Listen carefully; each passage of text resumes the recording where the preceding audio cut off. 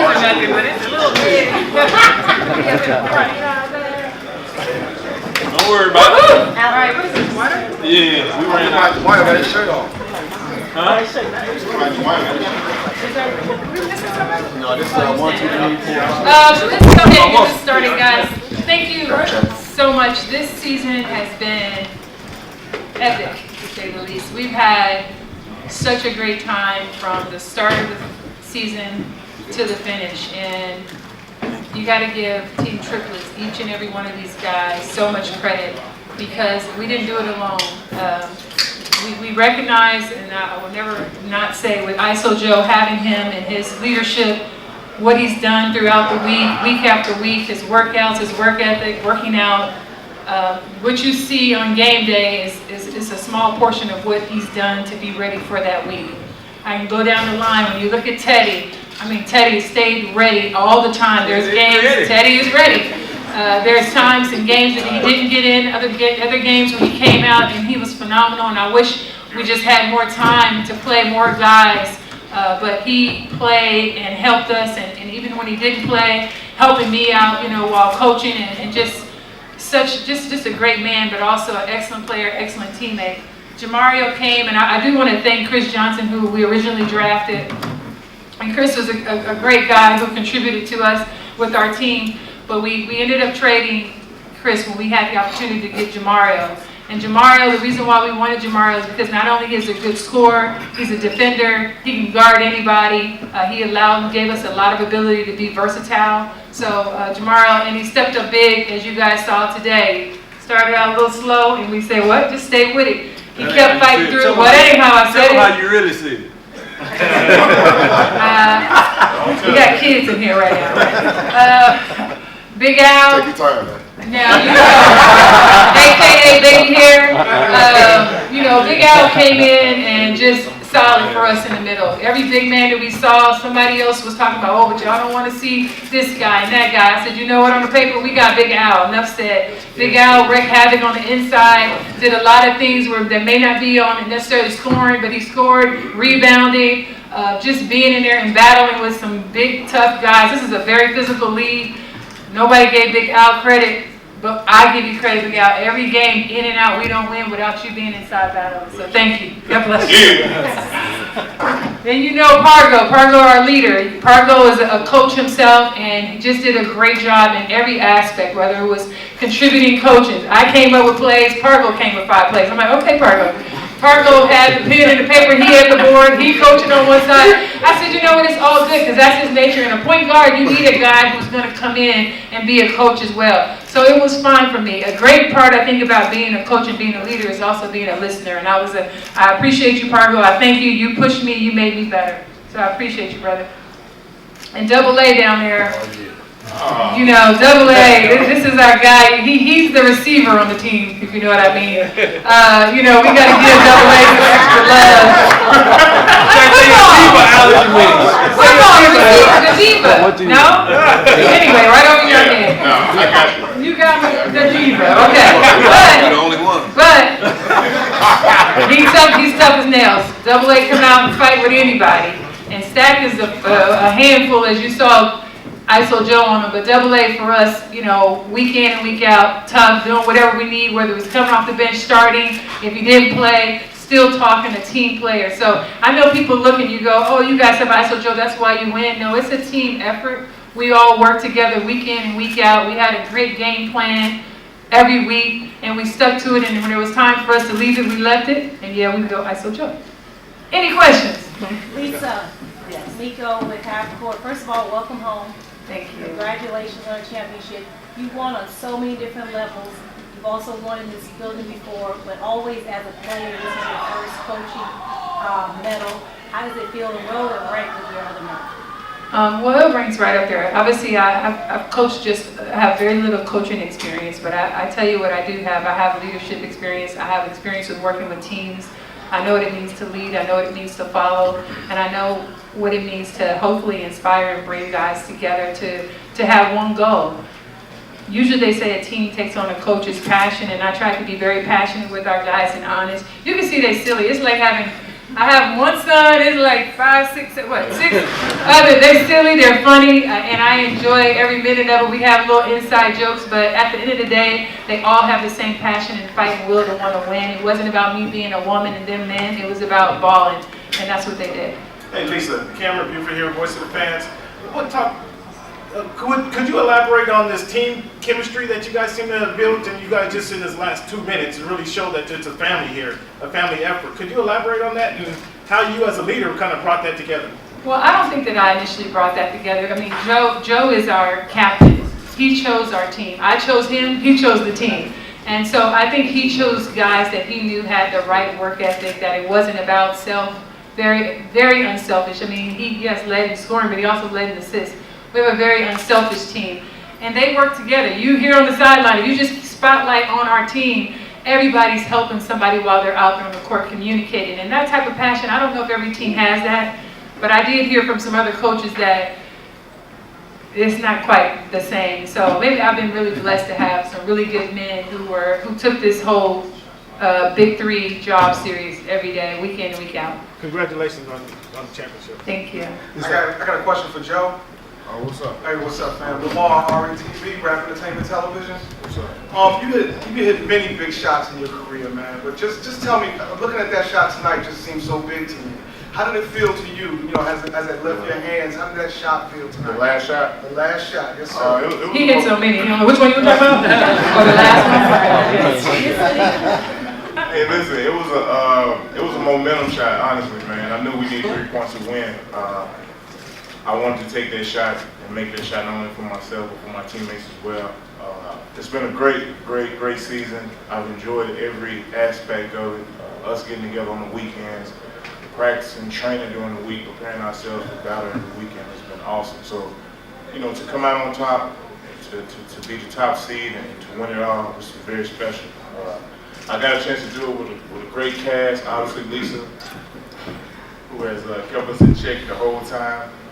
I got a chance to do it with some brothers that I played college ball with, guys I played in the NBA with.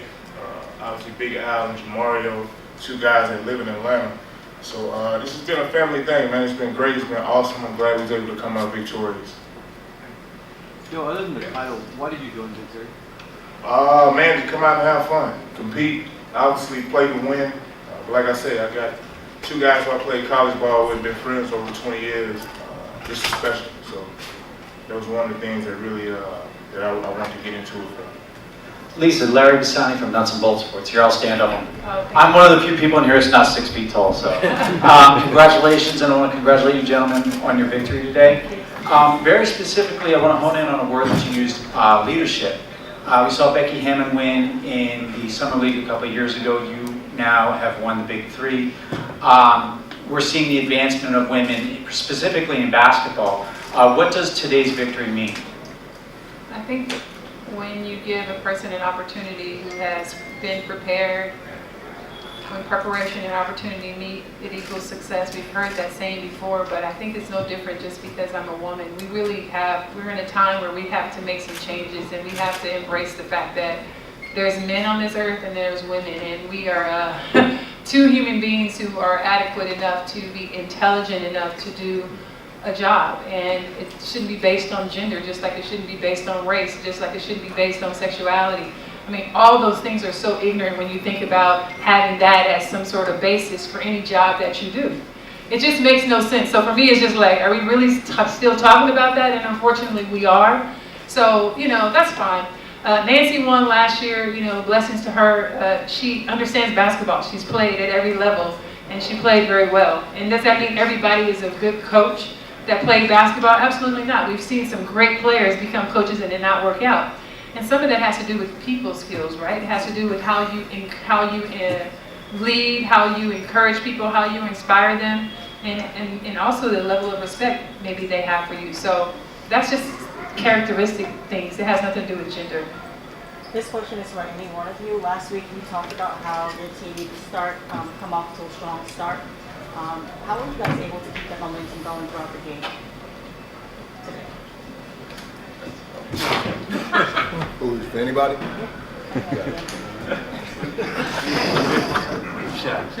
Well, we knew there was very important to get off to a good start early in the season. As you know, we got off bad starts, and we did got something hole. We had to fight back. It's a lot easier when we start off good and end good. And tonight was a perfect example of that. Question over here.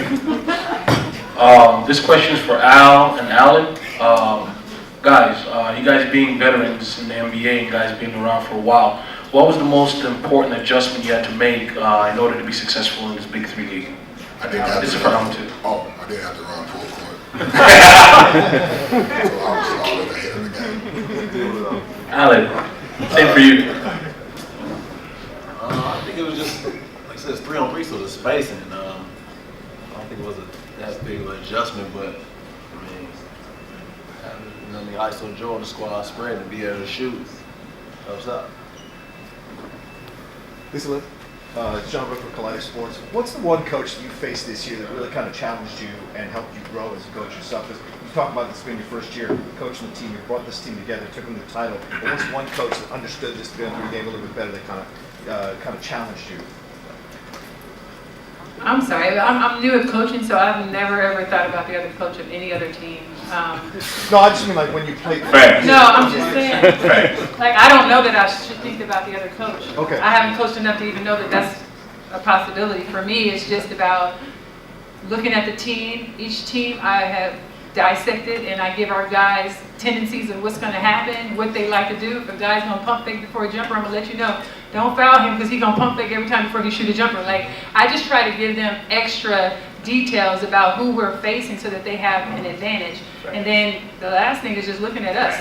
It's about our team and how we're going to win and how we're going to go out there and execute.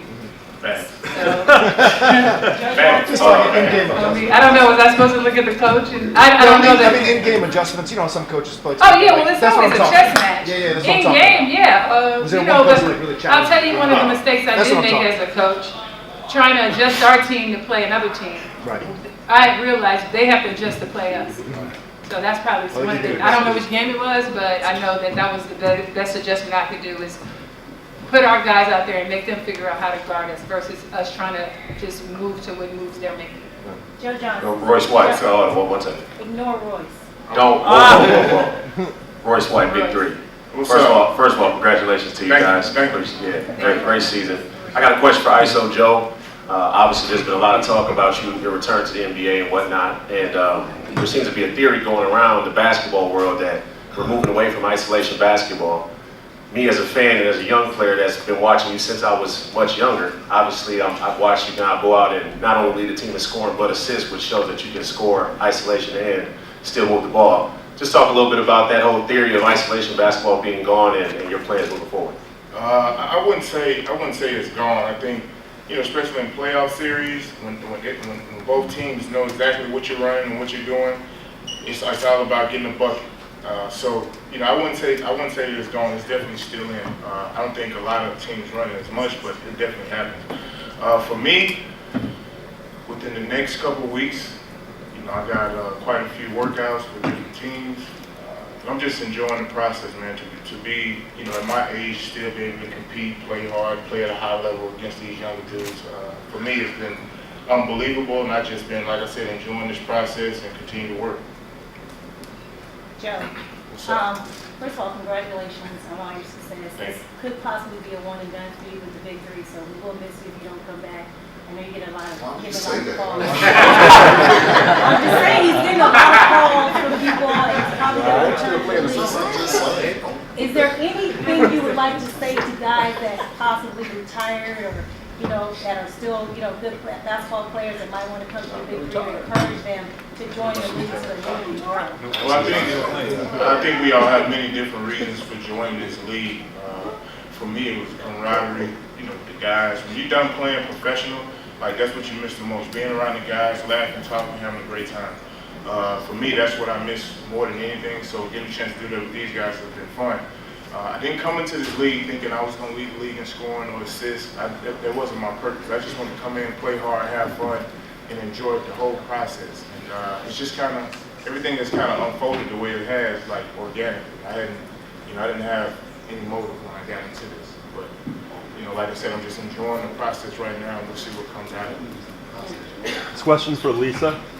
Lisa, how does winning a championship as a coach differ from, as far as how it feels from winning a championship as a player? And also, what does this mean to you, being able to have your son here to witness you win this championship?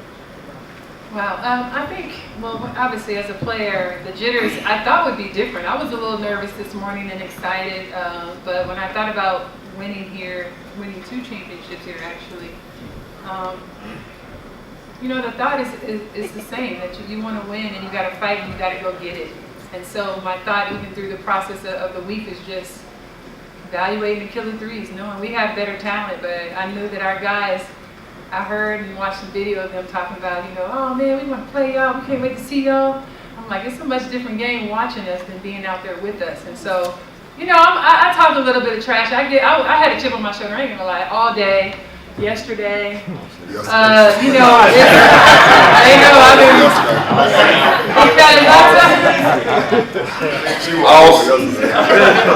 I mean, because I only know how to coach the way I played, and that's with passion, and I can't go get a rebound. I can't block no shot.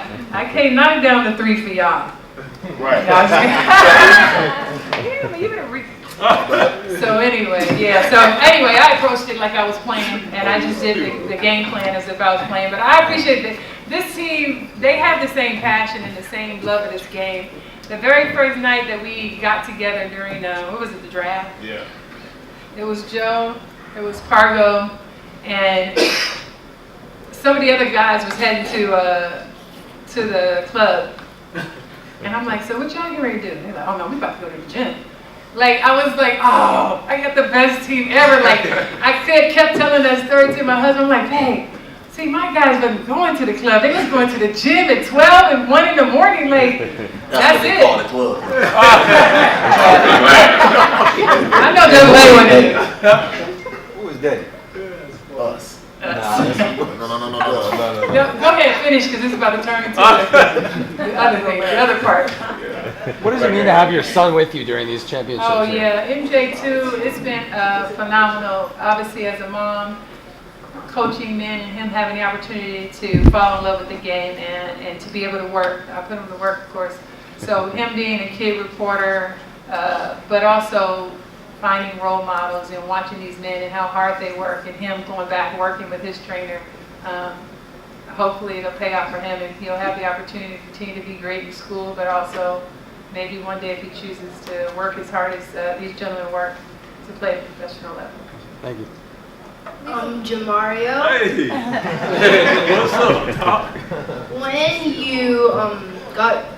When you got traded to the Triplets, did you think you had a chance being on the Triplets and winning?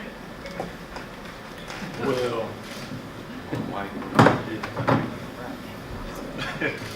but when I first got traded, when they called me and told me that, you know, Joe called me and asked me how did I feel about it before they even did it, and I was like, hey man, what you mean? That just means I'm coming home. That's what I was supposed to be in the beginning anyway. And you know, once it happened, and I got over here and I saw how them guys work at practice, how they go at it, 3-on-3. I'm like, oh yeah, we got a chance. So you know, once I got in here with them and you know saw how they approached the game, I knew we had a good shot. And I ain't mad. Lisa, what's the biggest hurdle you faced so far to get to this point? The biggest hurdle, I'm sorry? That you faced to get to this point, to the championship? The biggest hurdle? Probably just the week that we lost. I mean, losing the Power, I mean, again, I wasn't happy and they weren't happy, but you know, that was the best thing that happened to us, I think, is that feeling of losing. And I, you know, again, told my family and friends, I didn't realize it would hurt the same way as if I played and lost or coached and lost. It's the same, and I hate losing. So again, another week where, you know, it wasn't that happy in my household, so I'm sorry everybody, but you know, we lost and it just didn't feel good. I cooked though, man, don't get mad. I still cooked, but I was not happy. Joe, you've been a part of a lot of playoff series, a lot of guys have. What's the difference in having like a 5, 6, 7 game series as opposed to just a 1 game winner take all sort of thing? I mean, you don't have to be the best team to win, obviously, in that situation. You can just have a great day. So it takes a lot. I mean, give us a lot of credit for the preparation that we put in every week and respecting every opponent that we played against, because we understood, even though we were the #1 seed, any given day, we can have an off night, a bad day, they could be shooting lights out, and we could have lost. So, we came prepared, man. We didn't take this for granted. We took advantage of this opportunity. That's it. Thank you, guys. All right, thank you guys.